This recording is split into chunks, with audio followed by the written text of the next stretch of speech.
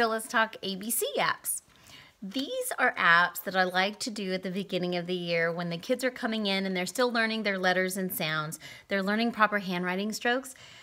These apps are great because it forces them to use proper handwriting formation, whereas our Handwriting Without Tears book, unless I'm standing over a child, I can't see if they're forming their letters top to bottom, left to right.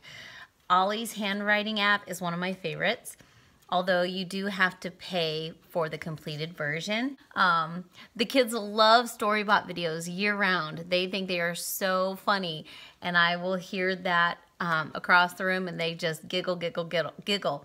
So I like to use these ABC apps in the morning when the kids come in after they've put their things away. They have a few minutes while I'm doing lunch count and taking attendance. They can review some literacy skills, and again, it's very simple. One of the challenges I face this year is I have so many students that are not able to read independently. They're not really interested in books, and they're having a hard time taking care of them, especially at the beginning of the year. So a great way for me that I've found to introduce reading to some of these kids that haven't had a lot of exposure to it or had anybody actually read them stories is to do digital stories. A lot of these apps for reading require a monthly fee, things like that. But this year, I've been using a lot more QR codes. I'll find my video, load it into SafeShare, and then I'll generate a QR code from that link. When I do, I also take a screenshot of the book. I pair them up, and that way the kids can listen to a story being read to them. It's a self-selected story, and you know, because let's face it, reading time, they can only read the dog, the cat, the hat, the rat so many times before they're bored. And like I said, this crop of kids that I have this year are kind of immature in how they're taking care of books and if they're actually looking at them. So the iPads really generate a lot of interest in reading, and it makes it fun. Let's talk about writing. Twice a week in my classroom, I let my kids do their writing workshop time on iPads.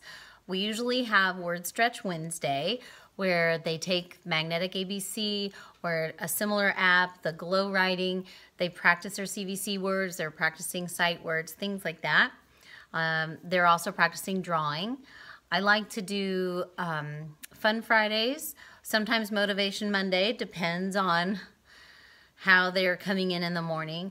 But To Create a Story is a great app.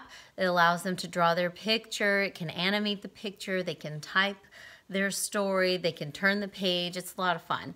And again, that's something that can be uploaded and sent straight to their parents the same day. And it's very motivating for them to write a story on their iPads.